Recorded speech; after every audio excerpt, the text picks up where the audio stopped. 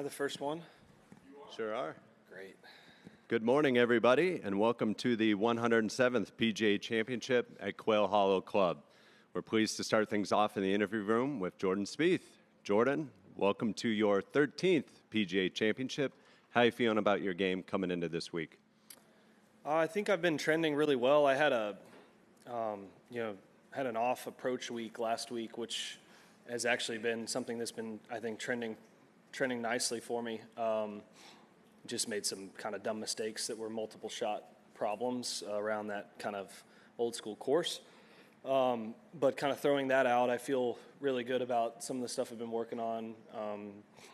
Some of the kind of mechanics and traction of how I'm swinging the club are getting more sound and more consistent. I'm getting more confident in that, feeling like I can play all the ball flights that I'd like to. And you need that around this golf course because you got to work it both ways, different heights.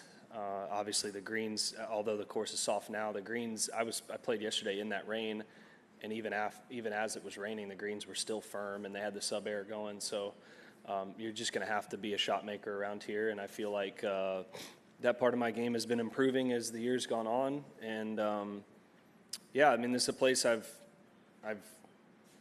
you just can't fake it. There's a number of great golf courses that we play, and this is one of them. And you'll get guys shoot 5, 6, 7 under, and you'll get guys shoot 5, 6, 7 over. And it's just, there's no faking it. The rough's up a little more than I think what we normally see when we come here during the season. So a little more premium on the fairways. Trying to find greens in regulation will be my goal. That's great. Thanks, Jordan. We'll open up for questions. Starting right here with Jim. Since the Masters, have you found yourself thinking more about the Grand Slam than you might have in previous years? I don't think so. It's been more, I've been surprised at, there's been a number of years I've come to the PGA and no one's really even asked me about it. And there's been some years where it was, a storyline, I guess. It's funny, I think if Rory didn't, then it wouldn't have been a storyline for me here necessarily. It's always a storyline if I work my way in, but at least ahead of time, I've just felt like I've been asked about it more than, other years, including years where I've come in, I want to say 22, I came in after winning and then finishing second back-to-back, which I would have thought would be a time where that would have been one. So I've kind of been surprised by the dynamic a little bit. But it's always circled on the calendar for me. It's I guess if I could pick one, if I could only win one tournament the rest of my life, I'd pick this one for that reason. And obviously watching Rory win after giving it a try for a number of years was inspiring. You could tell it was a harder win than most of the time. He makes it look a lot easier. And so that obviously was on the forefront of his mind. And so something like that has not been done by many people, and there's a reason why. And but I'd love to throw my hat in the ring and give it a chance come the weekend this week. Go next to Doug on 8, followed by Gary on 6. When you came to a PGA and people weren't talking about the Grand Slam, did you find that insulting? Not really, no. Because the years I'm talking about, a lot of times I wasn't in very good form, and if you're not in very good form coming to a major, I had a chance in 2019 and I was not in form. And I was in the final group on Saturday with Brooks, and I was like, I know what it's like to have control of my game. I've played with Brooks with control of my game. I see what he's doing right now, and I don't have mine, and let's see if I can fake it these next 2 days. I feel a lot better now than, say, I did in that. But it's I'm not insulted by it. Typically there's a lot of storylines, and I feel like for so many years watching Phil's at the U.S. Open, it was some, then it wasn't some, then he wins the PGA recently, then all of a sudden it becomes a storyline again in the U.S. Open. So it just kind of bounces back and forth within the noise, I guess. Jordan, in 17, right after the PGA here, you and I had a conversation in Dallas, and I asked you about winning this championship, and you said you thought it would be the hardest one. And you said it wasn't because of the psychological component of it being the Grand Slam. You thought it was the setups of this championship. And knowing all the events that were ahead, knowing the sites, has that opinion evolved from then to now? Well, I think the hardest one, I believe statistically for me, if I look back at all my history of professional golf, would have been the U.S. Open, but I somehow snuck that one out. So then the PGA would be second, because the Masters and the Open play a lot more into my strengths than the other two do. So I think that's why I was saying that, because I'd already won the U.S. Open because I snuck it out on a course that's not a normal U.S. Open golf course. And so, yeah, I would say that had I won the PGA, I would have easily said the U.S. Open, and I didn't win the U.S. Open. I would have reversed that. But having been the case, I think I'm in a position now, just because I have faster ball speed than I did, back then by a significant amount. It was really just kind of the driving statistic that you need at U.S. Opens and PGAs that would have, I think, held me back. So there was just going to be certain courses that, like Whistling Straits, that you could maybe get away with it, and I had a good shot there. But some of these big American golf courses with thick rough, which are typically these more PGAs are played on those than even U.S. Opens, I would have expected to be more of a challenge than the other couple majors. So I think that's nowadays. I think I'm actually maybe have because of my driver becoming a weapon more than it used to be. That leaves me in a position where I feel a little more comfortable on these courses. So having said that, you got to go out and execute. But a familiar golf course is nice. I don't feel like I have to learn where all the pins are and where the misses are and stuff. You could ask me a whole location on any green around this place right now, and I could tell you how I'm going to play the hole and where I'm going to try to hit it. So it's nice to be at a familiar place this week, and I think that's an advantage a little bit. And then the fact that it's this big slopey Bermuda, I grew up on that. So it's a good opportunity this week for sure. Next, we'll go to Mike 7, followed by 10, and then 13. Hey, Jordan. In Austin at the UT Golf Club, which you're very familiar with, I know there's a trophy and display case that's right there in the clubhouse. Just explain the significance of that memento to you and kind of what that means to your legacy as a Texas Longhorn. It's very cool. I mean, I loved going out there. I spent not long enough, but a lot of days going out and working on my game out there. They have a really cool, majors trophy in the team facility as well. It's a Longhorn trophy, and it's every Longhorn that's won a major and what it was. And I think that's a pretty awesome one too. There's a very cool one at the course I grew up at Brookhaven in Dallas. So I mean, just places that are close to my heart, where I learned to love the game, got better at the game. Led me to being able to play it professionally and compete at a high level. Those are a few of the most special places to me anywhere in the world, to be honest. And I love going back to UT Club when I get the chance. I'm planning on doing it, more often in the future than I've been able to the last couple years. Kids get a little older, it'll be fun to take them and show them. And but yeah, it's a very nice thing to do. It's moved on to Scotty's more recently, and I'd love to step back in there and add to it, I guess. Jordan, you mentioned your physical preparation up top. How does your mental preparation for a major differ from a standard tour week? I think it's more about the golf courses than it is anything else. They're just going to present a little more of a challenge in a different way, and each major is different from the next in what that challenge is. But whether that's side to miss on the fairway that you might get away with in a PGA Tour event that you don't get away with in a major. It's just a little bit of an extra level of course management, and it's ahead of time. It's a lot of the course management preparation that's more of kind of the mental side. But the crowds are bigger, the grandstands are bigger. That over time kind of just becomes a blur. We always have huge crowds at this event. It's and a lot of amphitheater type seating here at Quail Hollow. So I don't think it'll look as different as maybe when we go to an unfamiliar place with huge, like Valhalla last year with huge setups, but we don't know the course very well. So it all just, is a big thing. This is normal for here. Things, obviously they're not triple decker, they're maybe double decker, right? The PGA, always throws in some pretty incredible grandstands, whether it be the PGA Championship or the Ryder Cup. So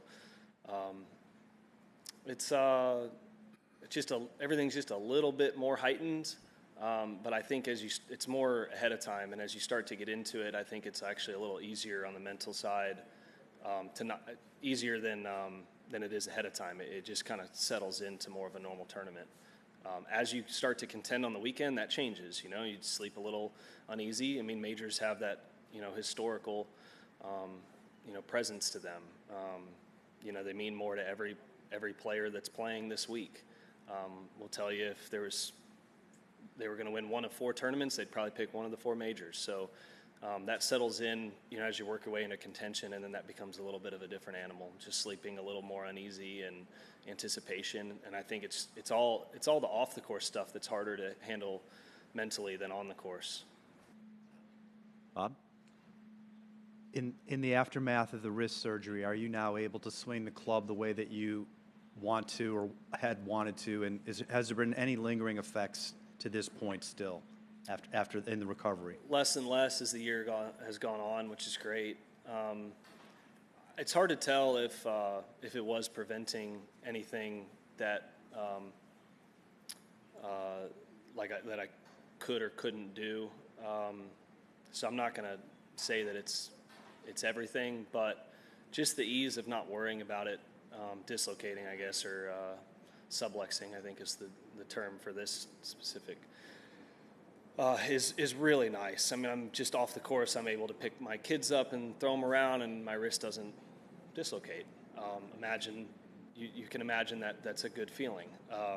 So when you're golfing, I haven't really been thinking about it over the last couple months. I wake up in the morning, I'm very aware that I had surgery. My left hand feels twice the size of my right for about a half hour every morning.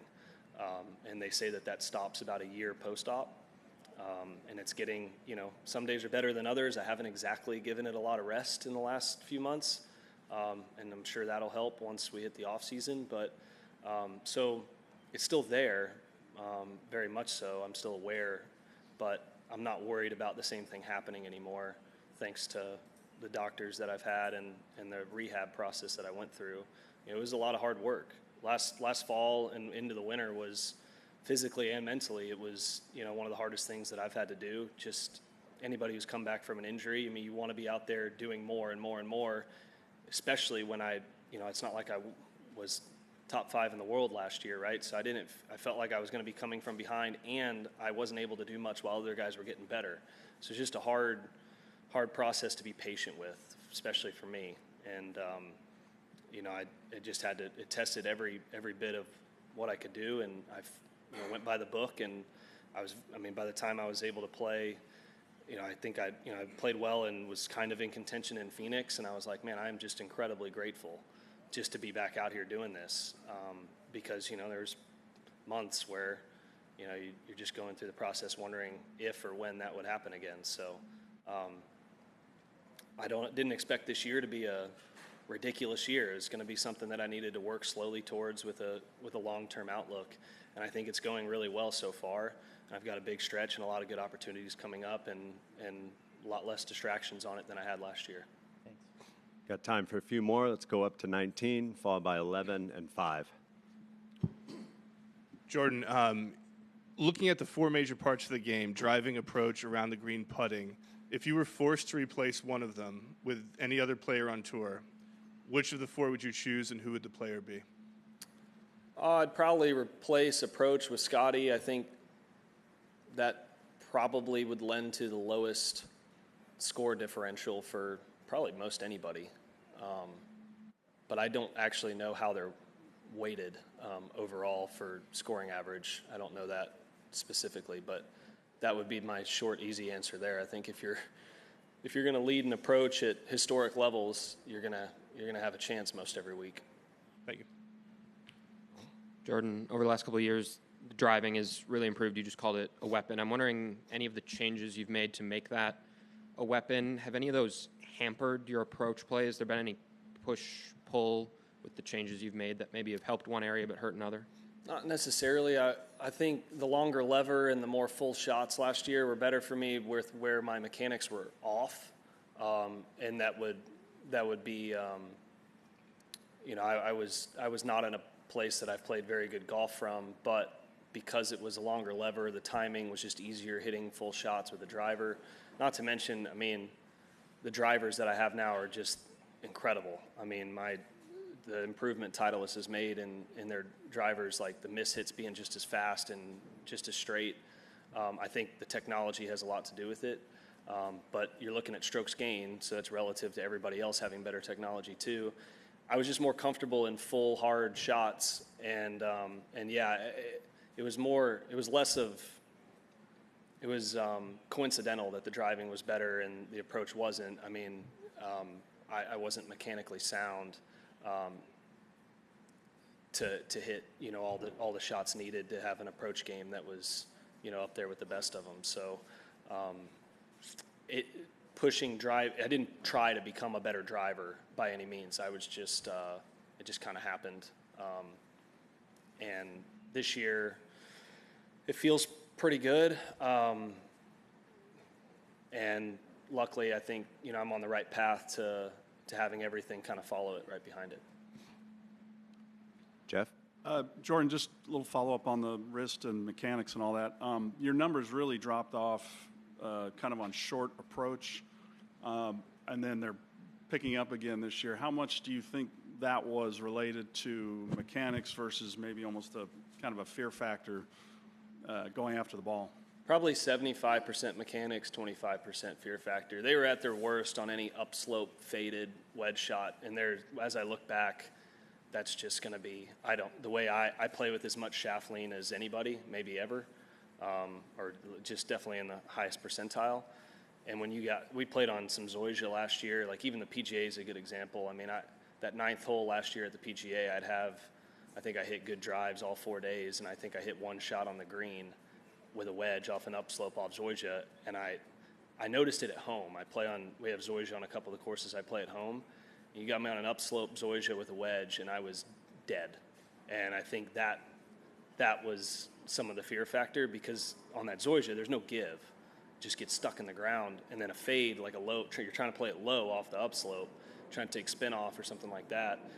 But 75% mechanics for sure, at least. But there was certainly a little bit of it that I think I was dumping underneath just because of that. I just didn't want to get over and get it stuck in the ground. It's almost like I was going to hit a root, All right, Jordan, thanks for your time. We appreciate it. Go.